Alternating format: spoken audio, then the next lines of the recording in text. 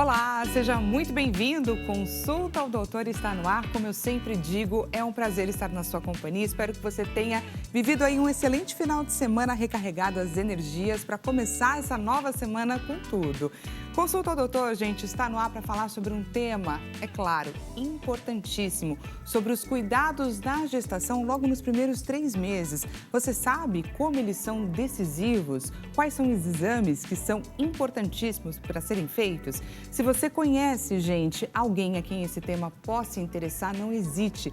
Estamos em transmissão ao vivo através do nosso site www.hittv.com.br. Se você conhece alguma mamãe que acabou de saber que está grávida e precisa conferir quais são os cuidados logo nesses primeiros 3 meses, envie o nosso link de transmissão, combinado? Fora isso, nós estamos com o nosso canal de comunicação aberto, o nosso WhatsApp, para receber o seu relato, para receber a sua dúvida a respeito desse tema. Portanto, envie para a gente a sua pergunta para o 0 Operadora 11 3337 5886. E temos, é claro, enquete acontecendo neste exato momento, e a nossa enquete aí está numa versão relâmpago, combinado? Portanto, corre lá no nosso Instagram para você participar. Diretor, coloca para a gente, por favor, a nossa enquete na tela. Por que é tão importante, na sua opinião, os 3 primeiros meses de gestação? Pela formação inicial dos órgãos do bebê, pela identificação precoce de complicações, pela formação do vínculo entre a mamãe e o seu bebê, ou para detectar condições hereditárias que podem sim ser determinantes. Entra lá e contribua com a nossa enquete, combinado? Já vou apresentar para vocês, gente, as nossas doutoras que estão aqui para conversar com a gente, nos dar uma verdadeira aula. Apresento então para vocês, gente, doutora Ludmila Becker, que é ginecologista, obstetra e também especialista em reprodução humana. Seja muito bem-vinda, doutora. Obrigada, é um prazer estar aqui com vocês. A gente que agradece demais a sua presença aqui com a gente. E também apresento a vocês, gente, a doutora Tassiana Ali, que é geneticista. Seja muito bem-vinda também, doutora. Obrigada, é um prazer estar aqui com vocês. Bom, gente, vamos começar entendendo, perguntando aqui para as nossas doutoras a respeito desses primeiros 3 meses. Queria entender de vocês como mulheres e também como especialistas, cada uma na sua área. Explica para a gente, por favor, qual é a importância desses primeiros 3 meses. Estamos falando aí da formação do feto, estamos falando aí do corpo da mulher se moldando aí para ser aquela casinha por 9 meses? Sim, exatamente. Eu diria na enquete que vocês colocaram no ar agora que todas as opções são verdadeiras. É uma pegadinha. Exato. Então já estou ajudando aqui nossa audiência, viu, Boa. gente? Está tudo correto. Primeiro porque durante o primeiro trimestre, né, da gravidez é onde vai ocorrer essa embriogênese, que é a formação do embrião. As primeiras semanas até a 8ª semana é onde vai acontecer o fechamento do tubo neural, é onde podem acontecer aqueles defeitos de formação do tubo neural, como a espinha bífida, né? Questões relacionadas à própria embriogênese. Isso pode estar relacionado a questões hereditárias, como estava ali na enquete, ou também a questões congênitas, como, por exemplo, uma deficiência de ácido fólico, de metilfolato, que é uma vitamina super importante para essa formação fetal inicial. Então, eu diria que a importância do pré-natal, ela começa até bem antes do pré-natal. Entender qual é a saúde dessa mulher, preparar o corpo dela, né, suplementar as vitaminas necessárias, fazer os exames de rotina e entender se existe algum histórico importante, tanto pessoal quanto familiar, para que essa gravidez seja bem planejada, antes dela acontecer. Quando não é possível acontecer esse planejamento prévio, assim que houve o diagnóstico da gravidez, o ideal é procurar seu obstetra, começar um pré-natal precocemente, para tentar minimizar todas essas situações que podem acontecer na gestação. Perfeito. E doutora Tassiana, queria que você explicasse para a gente com relação à genética. Qual que é a importância desse acompanhamento nesse período? Eu consigo, por exemplo, mapear condições importantes? Bom, pegando o gancho do que a doutora Ludmila falou, que o pré-natal começa até antes, né? A gente tem testes genéticos que podem ser feitos antes com a finalidade de planejamento familiar. Não são testes de rotina, mas que podem ser agregados. Eles estão cada vez mais acessíveis para as pacientes, para os casais. Geralmente são indicados quando a gente tem algum histórico. Então, a gente tem acessível hoje em dia o cariótipo, que é um teste que a gente vai olhar para os cromossomos, é um teste com uma amostra de sangue, a gente vai olhar se tem alguma alteração na organização dos cromossomos que possa aumentar o risco de aneuploidias, alterações cromossômicas. A gente sabe que as alterações cromossômicas estão muito relacionadas às perdas gestacionais, às síndromes genéticas. Uma das síndromes genéticas mais conhecidas é a síndrome de Down, onde a gente tem uma cópia a mais do cromossomo número 21. Então, o cariótipo banda G é um exame que a gente faz no casal para saber se tem um risco maior do que a média populacional de ter aí a geração de um bebê com uma alteração genética, uma alteração cromossômica. E também tem um outro teste que a gente conhece como compatibilidade genética. Tá. O que é esse teste de compatibilidade genética? Esse teste também ele é um exame de sangue que a gente faz em casais para a gente saber se tem um risco maior que a média populacional de alguma alteração em um gene incomum. Tá? Então, a gente vai olhar para casais sem queixas de saúde aparentemente, mas que podem ter alguma coincidência, uma alteração genética no mesmo ponto lá do DNA, do gene. Então, a gente pode ter casais não aparentados que podem ter um risco maior do que a média populacional de ter um bebê, por exemplo, com fibrose cística, atrofia muscular espinhal. E claro que a gente tem os casais consanguíneos, os primos, que a gente tem um alto grau, né, um risco maior de alguma coincidência, então o teste também vai muito bem nessa situação. Então, pensando um pouquinho antes do pré-natal, a gente tem a possibilidade desses dois exames genéticos e durante a gravidez, numa situação de uma gestação espontânea, a gente tem como acompanhar, fazer o rastreamento dessas alterações cromossômicas, as aneuploidias, por meio do teste NIPT.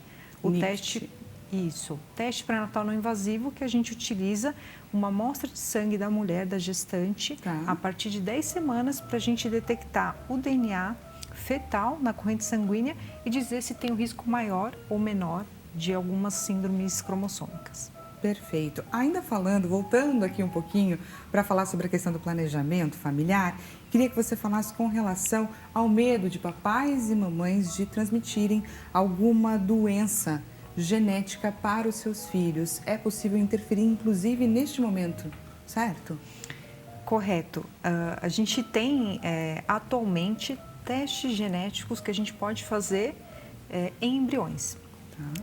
Mas para a gente poder fazer um teste genético em embrião, a gente precisa que o casal tenha tido uma consulta com uma médica, um médico especialista de reprodução assistida, para avaliações anatômicas, fazer exames hormonais, verificar a saúde desse casal antes do tratamento para a formação desses embriões. A partir do momento que o casal passou com o médico especialista, no laboratório de genética, a gente tem a possibilidade de avaliar em uma biópsia do embrião, em algumas células desse embrião, se tem um risco maior ou menor para determinadas questões genéticas. Entendi. Então, sim, é possível fazer uma seleção. Mas a gente precisa conhecer antes o que a gente está buscando. Então, não é um teste simplesmente que a gente recebe uma amostra do embrião no laboratório e vai fazer uma pesquisa ampla. Então, o teste ele já vai muito dirigido para o que a gente quer pesquisar. A gente tem a possibilidade de pesquisar as aneuploidias, as alterações cromossômicas, perdas e ganhos, que estão muito relacionadas aos abortamentos, perdas gestacionais de primeiro trimestre, pelo menos 50% a gente tem essas aneuploidias acontecendo, muito relacionadas, e a gente tem a possibilidade de pesquisar alguma alteração que tenha sido vista nesse painel de portador. É bastante comum hoje em dia com o comportamento feminino, né, de adiar a maternidade, começar esse planejamento reprodutivo, de ter um filho, né, e começar essas tentativas cada vez mais tarde. A incidência dessas alterações cromossômicas no feto, ela vai aumentando vertiginosamente, principalmente depois dos 40 anos. Porque a idade da mulher é um fator de risco. A idade da mulher é o principal fator de risco para aneuploidias no bebê, no feto. Isso tanto é importante para o pré-natal, né? Quando a gente começa um pré-natal com uma mulher de 35 ou 40 ou mais, são olhares diferentes que a gente vai ter até nesse rastreamento. A Tassiana comentou sobre o NIPT, ele é um exame super importante para as mulheres que engravidam espontaneamente ou através de reprodução assistida, nessas faixas etárias mais consideradas como idade reprodutiva avançada.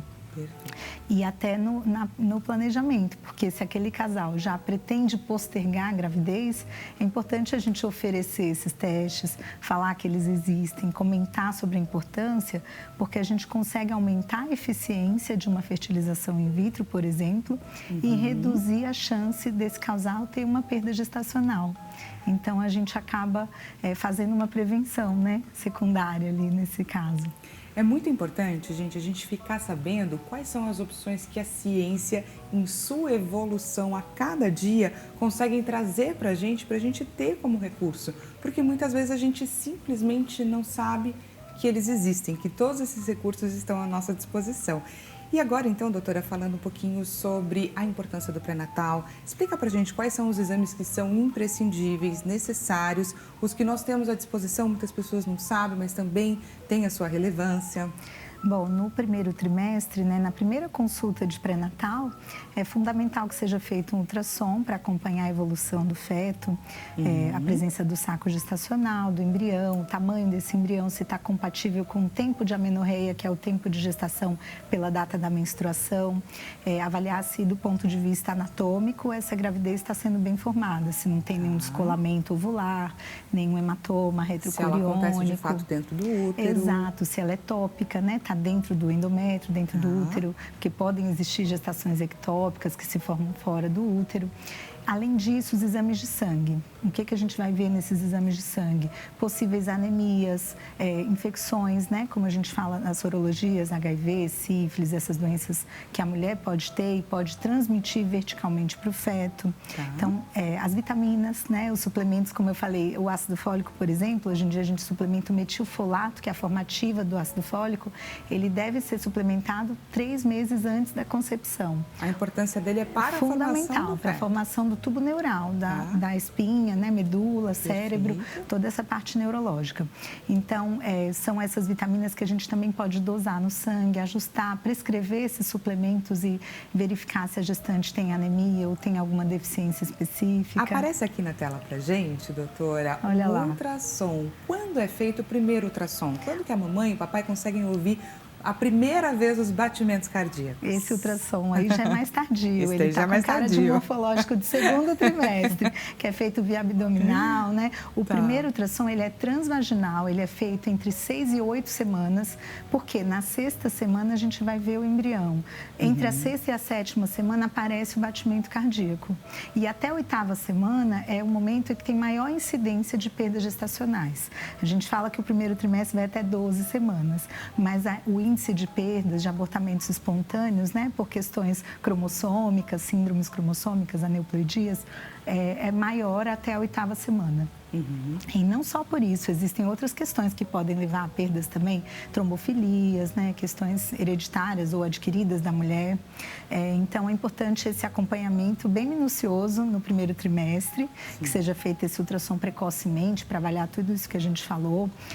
Detectar também comorbidades na mãe, se ela é hipertensa, se ela é diabética, se tem alguma questão clínica que precisa ser controlada, né, ou estabilizada durante a gravidez. E prever possíveis complicações que possam acontecer ao longo do pré-natal. No morfológico do primeiro trimestre, a gente consegue ver risco de pré-eclâmpsia, que é a doença hipertensiva da gestação, e tomar medidas para evitar que ela aconteça. Né? Então, consegue também, através da glicemia de jejum, ver se ela já tem algum risco de diabetes e já instituir medidas, por exemplo, como dieta, exercício, controle de diabetes, né? Então, tudo isso é todo esse mapeamento Exato. é feito aí nos primeiros 3 meses de gestação. Exato. E é quando vocês já armam aí uma estratégia em prol de uma gestação saudável. E em alguma porcentagem dos casos, é importante a gente falar, porque eu acho que são mulheres que se sentem muito sozinhas, muito isoladas ou tristes, né, quando isso acontece com elas, que são as perdas gestacionais. Elas acontecem numa frequência que não é tão baixa, em torno de 10 a 25% das gestações podem evoluir para uma perda. E aí, nesses casos, é importante que a gente entenda o cenário, para saber que medidas de conduta a gente vai tomar. Se a gente, por exemplo, vai lançar mão de uma reprodução assistida, né, ou uma fertilização com biópsia desses embriões, porque um dos fatores relacionados a essas perdas é a idade da mulher. Sim. Se ela engravidou, o que levou àquela perda. Exatamente. Como eu falei, a gente engravida cada vez mais tarde, né? Então, acima dos 35, a nossa fertilidade natural cai. Nosso estoque de óvulos cai, ao passo que a nossa chance de ter essas alterações sindrômicas aumenta. Então, isso acaba resultando num aumento de chance de perdas também. Então, em alguns cenários, a gente vai precisar pensar na reprodução assistida como uma estratégia de prevenção para uma próxima gravidez, né? E quando a gente tem a perda gestacional, a gente também consegue fazer um teste genético nessa perda gestacional do feto, para identificar, então, se a gente teve uma alteração cromossômica e, com isso, o médico tomar uma decisão sobre o tratamento para esse casal. Se a perda gestacional aconteceu devido a uma aneuploidia ou não. Então, a gente tem a possibilidade atualmente de avaliar o material fetal e tem um teste novo, recém-lançado, que a partir do sangue da mulher, a gente também consegue detectar essas aneuploidias. Né? Que bacana. E você faz todo esse rastreio e consegue determinar uma linha específica para lidar com uma futura gestação dali por diante. Exatamente. Interessante. É muito maravilhoso. E aí, queria entender, então, doutora, como você identifica uma gestação de risco e quais medidas podem ser tomadas? Bom, o primeiro fator é a idade, justamente. Quando a gente fala em mulheres que engravidam depois dos 35, é considerada uma idade reprodutiva avançada, onde já existe naturalmente uma incidência maior dessas condições que eu falei, de hipertensão, diabetes e alterações sindrômicas, né, cromossômicas no feto. Então, nesses casos, a gente vai fazer um pré-natal de alto risco, que a gente chama, que é um pré-natal mais especializado, com exames mais aprofundados, né, com rastreamento mais específico e com essas medidas de prevenção associadas. Então, avaliar esse risco de pré-eclâmpsia, avaliar o risco de diabetes gestacional, que são duas doenças que aumentam com a idade também. E, independente da idade, mesmo mulheres que engravidam em idades jovens, podem acontecer complicações, né? Não só clínicas na mulher, como na própria gravidez, no feto, naquela formação embrionária. A incidência é menor, mas ela existe.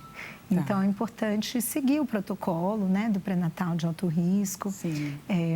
Muitas vezes a gente trabalha em conjunto com o geneticista, no caso de suspeita de alterações no morfológico, por exemplo. Porque o conhecimento genético é importantíssimo. Exato. A gente associa, por exemplo, a realização do ultrassom morfológico do primeiro trimestre, que ele vai rastrear o risco de síndromes cromossômicas, pré-eclâmpsia, com o NIPT, que é esse teste genético que a mulher faz no sangue dela. Ele detecta o DNA fetal circulante, ali na circulação materna mesmo, e com isso já aumenta a acurácia dessa detecção de síndromes. Vamos dar uma olhada, gente, no resultado da nossa enquete, que eu disse que hoje era uma enquete relâmpago. O resultado na tela. Ganhou a alternativa para a formação inicial dos órgãos do bebê. Por que é tão importante aí esse acompanhamento nos 3 primeiros meses? Gostaria das considerações finais de vocês, doutora, sobre essa enquete que mensura aí um pouquinho da nossa audiência no Instagram. Eu acho que o público está bem informado, né? Acho que a preocupação de toda mulher quando ela engravida é justamente essa. Eu vou ter um bebê normal, eu vou ter algum risco, né? Antes até do que a própria mulher, a preocupação prioritária é com o bebê. Sim. Então, uma das coisas mais importantes do primeiro trimestre é justamente essa formação embrionária, embriogênese. E é justamente passado esse primeiro trimestre, todo mundo consegue respirar mais tranquilo. Um pouco mais aliviado. Em relação a isso, com certeza. Mas, como eu falei, todas as alternativas ali são importantes também, né? Com certeza. E também, para quem respondeu, identificar condições hereditárias, que eu vi lá, acho que 9%, correto. A gente tem aí alterações que podem ter sido herdadas ou não do casal, que a gente consegue também detectar durante o pré-natal, com auxílio de testes genéticos durante a gravidez, avaliando o líquido amniótico, por exemplo, através de uma aminocentese. Com teste especializado, a gente consegue detectar determinadas condições que podem ser hereditárias ou não. Mas a gente sabe que essas aneuploidias que a gente está falando muito aqui, muitas delas são aleatórias. Acontecem durante a própria embriogênese, a própria formação do embrião, né? Elas vêm herdadas aí de uma alteração ou do óvulo, do espermatozoide, mas a idade materna tem um impacto maior. E em alguns casos, sim, a gente pode ter uma influência do cariótipo do casal. Uma mulher, um homem com alguma alteração na organização dos cromossomos que aumentou a chance de alguma alteração genética, alguma alteração cromossômica no embrião. Isso também pode acontecer. Então, quem respondeu lá os 9%, correto também. Também está correto. Isso daí é, sim, um fator determinante que tem a sua importância, claro, para ser descoberta ainda nesse período que é tão necessário. Gente, gostaria demais de agradecer esse bate-papo. Hoje nós tivemos um programa um pouquinho mais curtinho, mas queria convidá-las para vocês voltarem em uma outra data, porque o tema é muito importante, é muito relevante. E aproveita também, gente, para deixar os contatos das nossas doutoras, porque imagino que você tenha ficado bastante curioso ainda sobre esse assunto. Então, da doutora Ludmila Becker, que é ginecologista, obstetra e também especialista em reprodução humana, eu deixo a vocês o Instagram dela. Doutora, abreviação Ludmila Becker, dessa forma aí como está escrito, e temos também o site dela, doutoraludmilabecker.com.br. E temos também os contatos da doutora Tassiana Ali, geneticista. O Instagram dela, vou até pedir ajuda para ela nos dizer como é que pronuncia. Igenomix? Então eu já consegui falar. Igenomixbrasil.com.br é o site e temos também o Instagram que está escrito aí na sua tela, Igenomix Brasil. Doutoras, mais uma vez, muito obrigada. Nós vamos marcar uma outra oportunidade para a gente debater sobre esse assunto que é tão importante. Eu que agradeço o convite. Um prazer estar aqui trocando informações, muito bacana. Participar do programa. Muito obrigada. E a você que me assiste, espero que você tenha gostado aqui do nosso programa. Amanhã a gente volta a se encontrar nesse mesmo horário, combinado? 16 horas. Até mais.